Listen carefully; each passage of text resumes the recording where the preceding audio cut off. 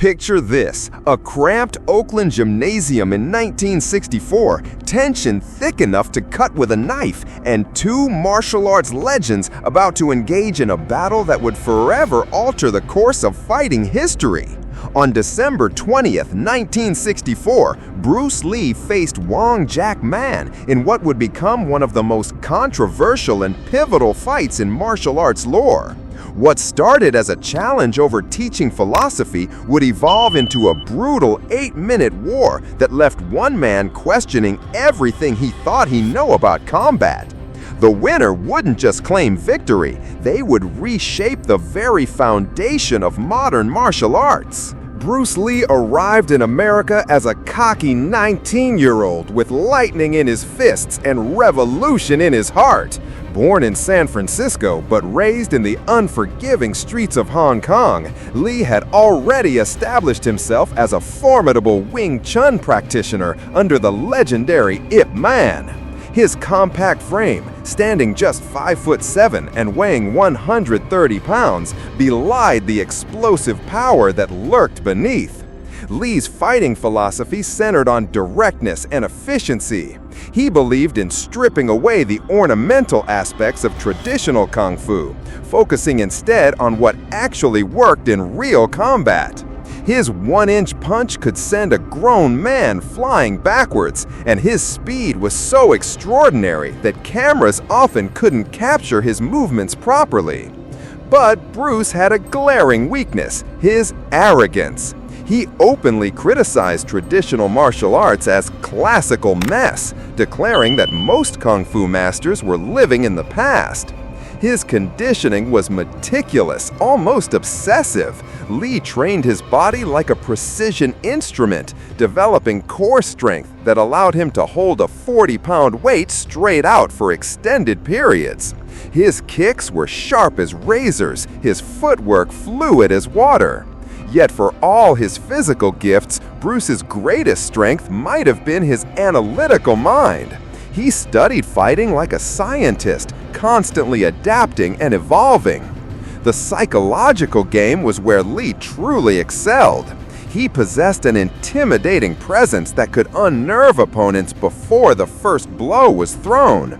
His trademark cocky grin and piercing stare had broken more than one fighter's confidence.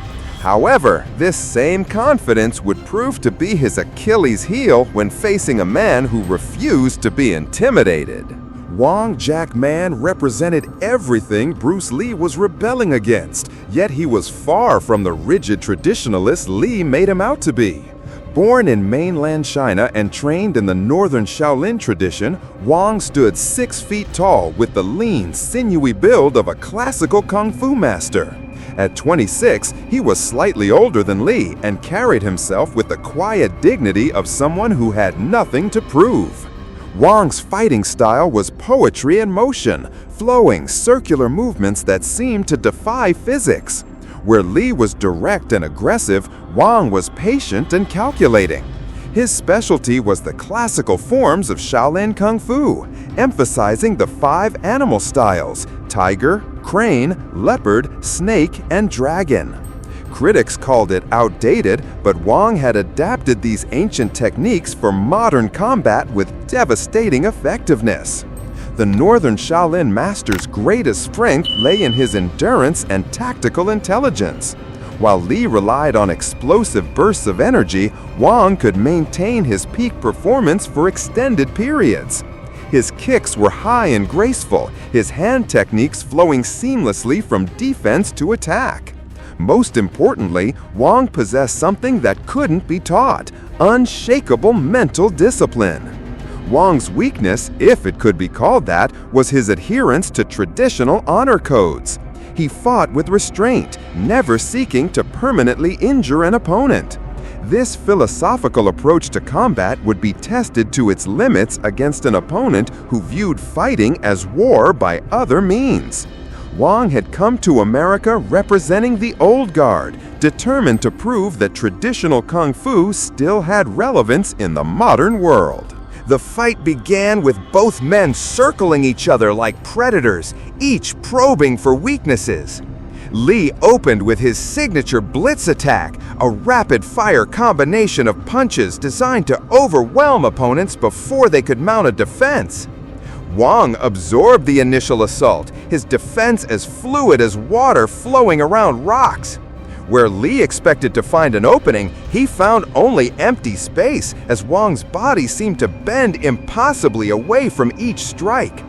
The first 5 minutes belonged to Lee's aggression, but Wong's defensive mastery began to frustrate the younger fighter. Every time Bruce thought he had found his range, Wong would shift slightly, making Lee's punches fall short by mere inches. The traditional master's footwork was hypnotic, never retreating, always adjusting, constantly maintaining the perfect distance.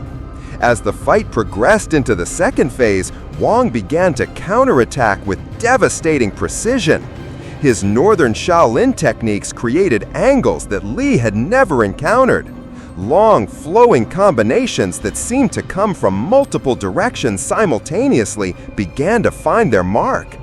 Lee's speed advantage was being neutralized by Wong's superior ring generalship and tactical awareness.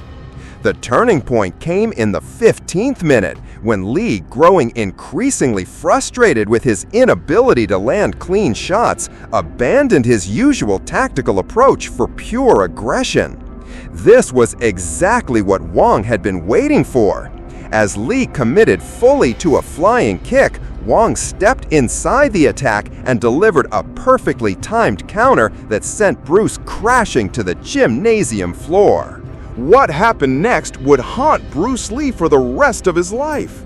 As he struggled to regain his footing, Wong didn't press his advantage. He simply waited, hands at his sides, offering Lee the chance to continue.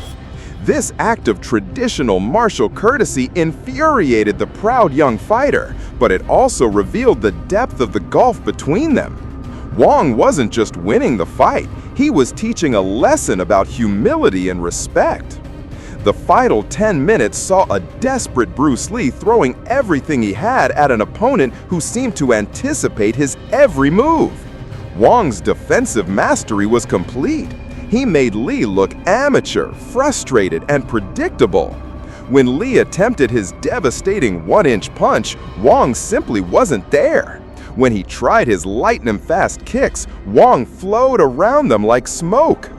In the end, Wong Jack Man didn't just defeat Bruce Lee, he dismantled everything the young fighter thought he knew about combat. The traditional master had proven that wisdom and experience could triumph over youth and athleticism. More crushing than the physical defeat was the psychological impact. Bruce Lee, the self-proclaimed revolutionary of martial arts, had been schooled by the very tradition he had dismissed as obsolete. Wong Jack Man emerged victorious not through devastating knockout or submission, but through the complete neutralization of his opponent's weapons.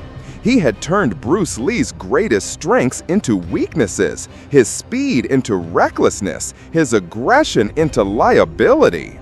In 25 minutes, Wong had proven that traditional kung fu, properly applied, remained devastatingly effective. This defeat became the catalyst for Bruce Lee's evolution into the legend we remember today. It forced him to confront his limitations, refine his philosophy, and ultimately create Jeet Kune Do, not as a rejection of tradition, but as its natural evolution. Wong Jack Man had given Bruce Lee the greatest gift a warrior can receive, the knowledge of what he didn't